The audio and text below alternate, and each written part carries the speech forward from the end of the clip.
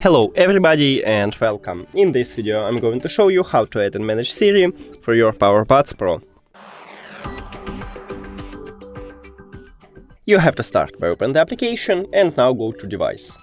Then click on gesture settings and now decide you want to use the left one or right one earbuds. After that decide you want to use double press or triple press. So I'm going with the left one, just click on it and then click on Wake Up Voice Assistant. And now if I press 2 times on the touch area, I will call Google Assistant. So I'm just put it to my ear, and 1, 2. And as you can see, Siri is awake, so it worked. Thank you for watching this video. If you found it helpful, please consider subscribing to the channel and leave the like on the video. It's really important to us. See you later.